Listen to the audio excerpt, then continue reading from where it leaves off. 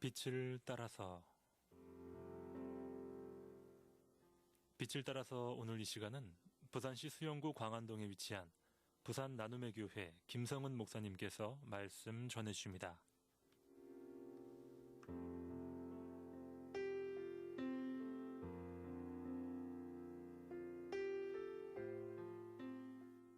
할렐루야. 부산극동방송의 청자 여러분, 주님의 이름으로 환영하고 축복합니다.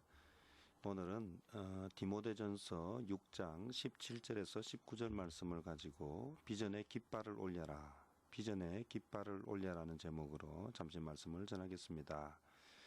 어떤 사람이 강력한 성공을 이루려면 자신이 가진 힘의 10%를 꿈과 비전을 찾는 데 사용하고 나머지 90%는 꿈과 비전을 이루는 데 투자해야 한다고 합니다. 앤디 스텔리문 목사님이 쓴 성공하는 사역자의 7가지 습관이란 책에 보면 일의 결과를 생각하기 전에 단계를 생각하라는 소제목이 나옵니다. 그 글의 핵심은 꿈과 비전을 품음과 동시에 최상의 결과만을 생각할 줄 알았지 정작 그 꿈을 이룰 수 있는 단계, 즉 구체적이고 실질적인 계획이 없으면 꿈을 현실화하는 데 실패한다는 것입니다. 그러면서 그는 예수님의 사역을 소개하는데 예수님은 공생애를 시작하면서 제일 먼저 40일 금식 기도를 하신 후에 12명의 제자를 뽑는 일을 하셨습니다. 이는 이 땅에 하나님 나라를 세우는 꿈과 비전을 이루기 위해 예수님의 꿈과 비전을 이룰 수 있는 사람을 확보하는 단계를 준비하셨던 예수님의 선교 전략입니다. 이 세상은 정말 너무나도 복잡하고 힘든 구조를 가지고 있습니다.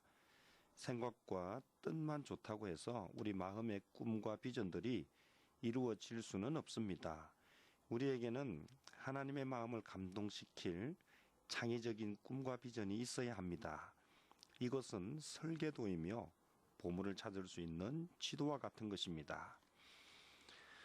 영국의 정치인이었던 윌리엄 윌버포스는요, 1833년 7월 25일에 노예 해방법을 통과시킨 주인공입니다. 그는 아버지의 후원으로 22살 때 정치인이 되었는데 그로부터 3년 후 친구의 권유로 성경 공부 모임에 갔다가 성령 체험을 하게 되었습니다. 그 후 그는 2년 동안 침묵의 시간을 가지며 자신이 그리스도를 아는 정치인으로서 어떤 일들을 해야 할 것인지 고민하였습니다. 드디어 28살 때에 그는 2가지 비전을 선포합니다. 전능하신 하나님께서 내 앞에 2가지 큰 목표를 두셨다. 하나는 노예 무역을 금지하는 것이고 다른 하나는 영국의 악한 관습을 개혁하는 것이다.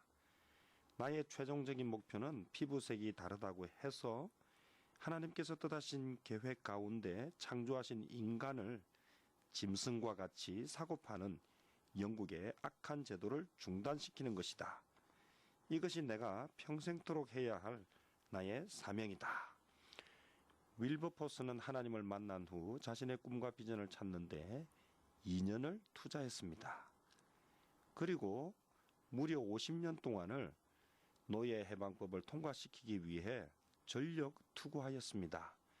기록에 의하면 윌버포스가 50년 동안 국회에서 150번이나 노예 해방법에 대한 연설을 하였고 전국을 돌아다니면서 수천 번의 강연회와 강의를 열었고 2번이나 암살 테러를 당해 죽을 뻔했고 당시 돈 많은 기득권 세력에게 많은 핍박을 당했습니다. 하지만 그는 포기하지 않았습니다. 왜냐하면 그것은 하나님께서 그에게 주신 비전이란 확신이 있었기 때문입니다. 그는 45년 동안 포기하지 않고 그 꿈을 이루는 일에 집중하였습니다. 마침내 1833년 7월 25일에 영국의 노예 해방법이 통과되면서 영국에 있는 80만 명의 아프리카 노예들에게 자유가 선포되었고 그 후 몇 개월 후에 윌버포스는 죽게 됩니다. 그리스도인은 꿈쟁이가 되어야 하며 동시에 철저한 대안을 가지고 치밀하게 움직일 수 있는 행동주의자들이 되어야 합니다. 그리스도인은 좋은 꿈을 품는 수준을 뛰어넘어 꿈을 이루는 자가 되어야 합니다.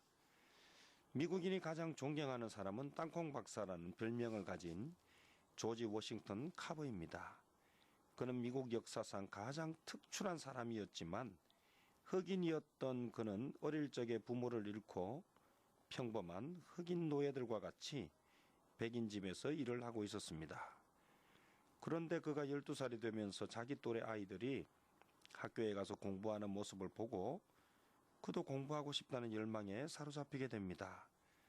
그가 백인 주인에게 간청하여 세상 밖으로 나왔지만 그를 기다리고 있는 것은 배고픔과 12살 흑인 아이가 넘기에는 너무나 힘든 냉정한 사회의 담장뿐이었습니다.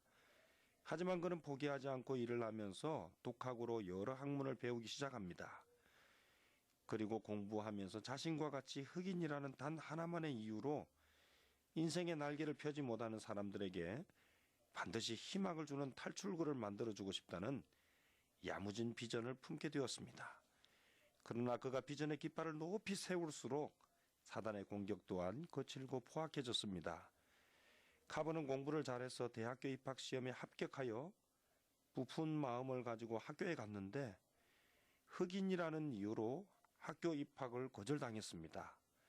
그 후로 7년 동안 묵묵히 기도하고 공부하고 있던 중 그를 평소에 아끼고 사랑하는 백인 이웃을 통해 그는 심선 대학교에 최초의 흑인 학생으로 입학하게 되었습니다.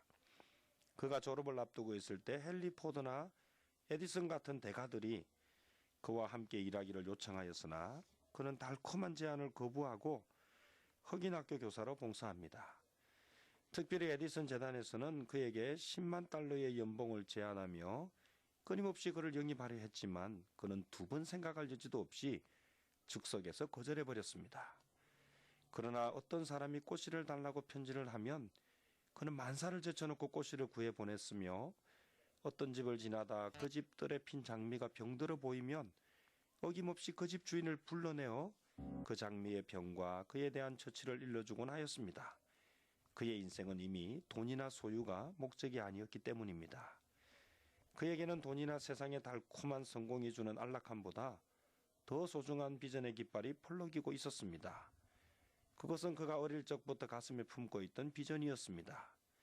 그는 학생들을 가르치면서 어떻게 하면 흑인들의 삶을 변화시킬지를 연구하였습니다.